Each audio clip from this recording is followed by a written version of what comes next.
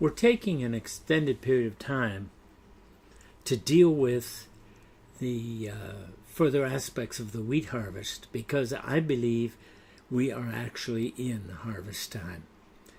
And so we want to talk about both the gathering of the harvest, which we've already done, the different types of harvest, but we especially want to talk about further aspects of the wheat harvest, or how God processes the kingdom in us and processes us into the kingdom. And so the last time we were together, we dealt with the seed and the aspects of the seed that the scripture clearly talks about. One of the things that I've learned over the years is that it is important to stay within the parameters of scripture as we teach on these things. Many have taken types and shadows and symbolic illustrations and taken them outside of the biblical parameters. Consequently, there is a stretching of truth and a misaligning and a misunderstanding.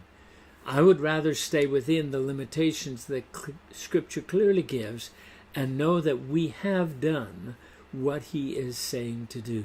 So I want to continue in that, and we go from first the seed, then we come to the blade.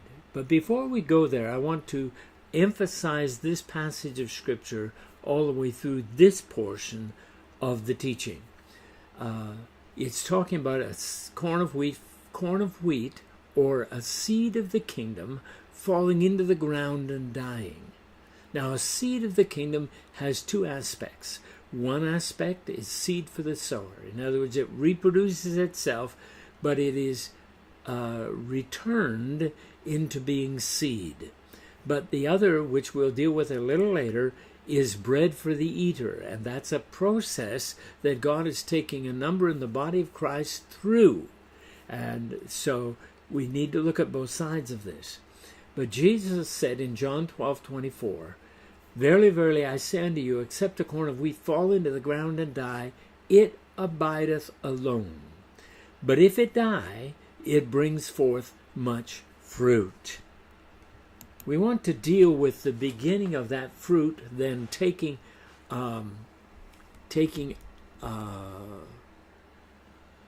root and breaking forth. We talked earlier in the series about the seed and how it breaks the shell, and all that is within the seed gives food to the life, causing Paul to say, "I count all things dung."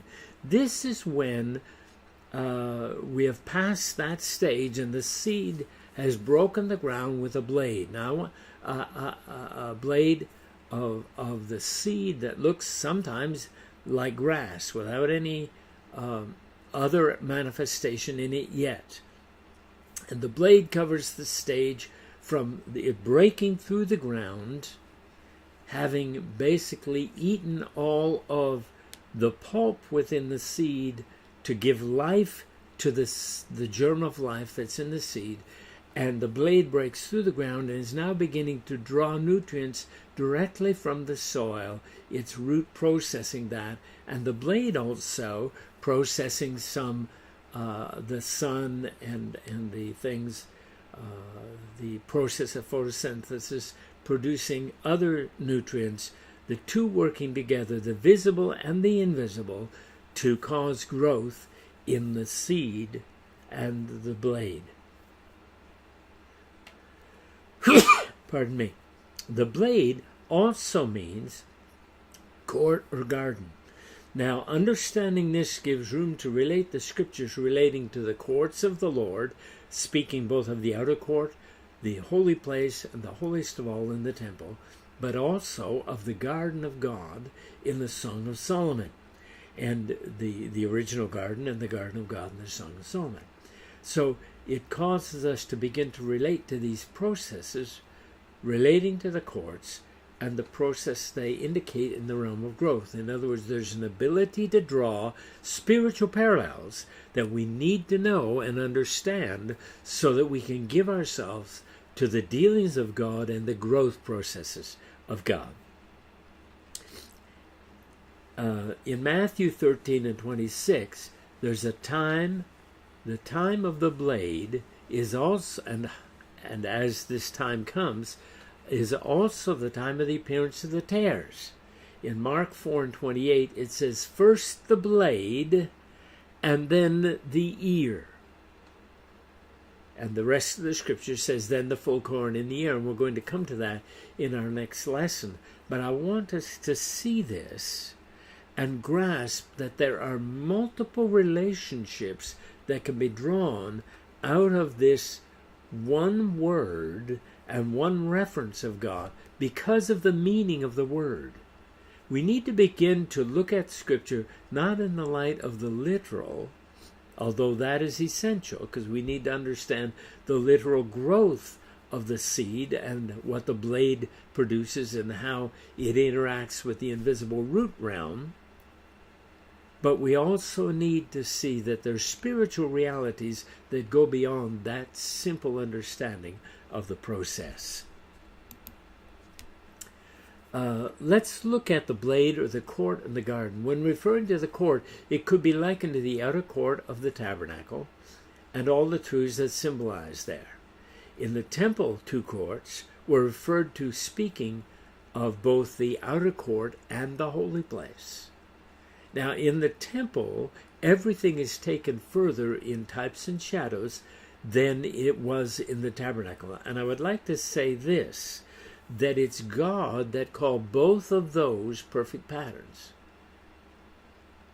What was done properly in the order God set up for the temple, David got through a direct writing of God's heart, a writing of God's hand upon his heart. David said, I got it through the writing of his hand on me. So it also speaks of an inner work that can be done in us by the work of the Holy Spirit. You actually could relate it to the passage where Paul in 2 Corinthians 5 talks about the work that is done inside. Paul also in another place refers to this. He talks about that you are our epistles, read and known of all men, manifestly to be declared to be the epistle of God, written by the Spirit, not on tables of flesh, but on tables of the heart, the fleshly tables of the heart. In other words, what God writes in our heart will be manifest in our life.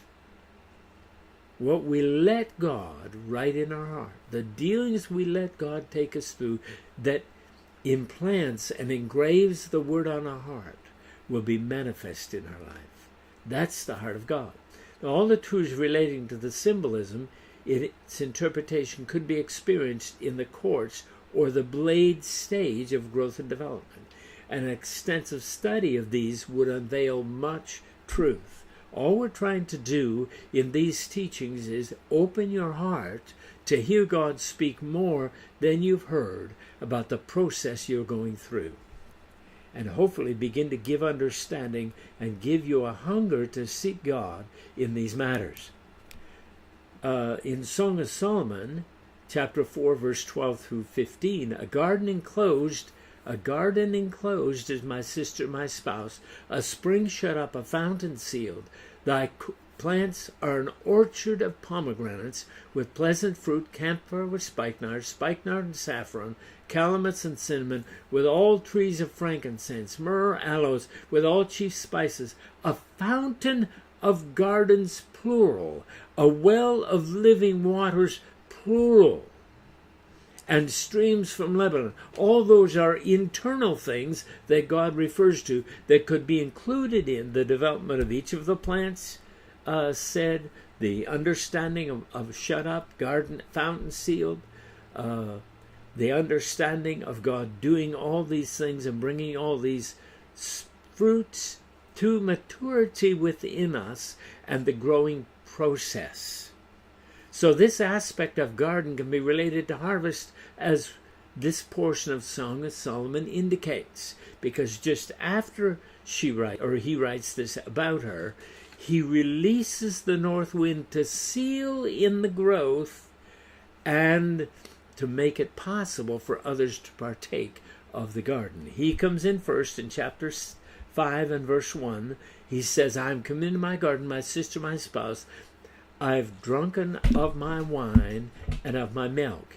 Eat, O friends. He first partakes, and then he invites others into your life to partake of what he has grown in you. The fruit you grow, the work done in you, is not just for you, not just for him, but that he might invite others into your life to partake of the harvest of what he has done within you. Much of Song of Solomon is preparation for this harvesting.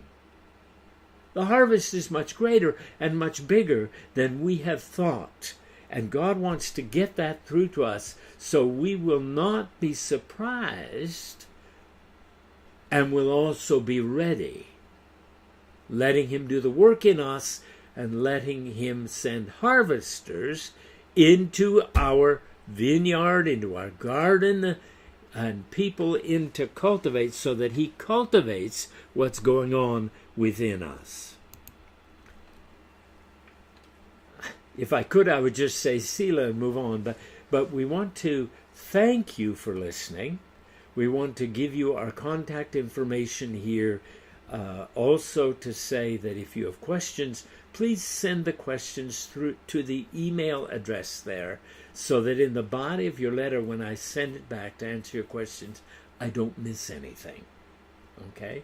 Also on our web page, you will find expansion of many of the things that we just touch on here, both in product, in DVD, in CD teaching, in written course tracks. And we encourage you to go and look and write inquiries if you need to. Also on the web page, you will find a donate button, and we would encourage you to ask the Lord how you can help us continue to get this out. This is Dr. William J. Hurst of Dr. William J. Hurst Ministries, teaching all nations the practical Word of God and mentoring students, one student at a time.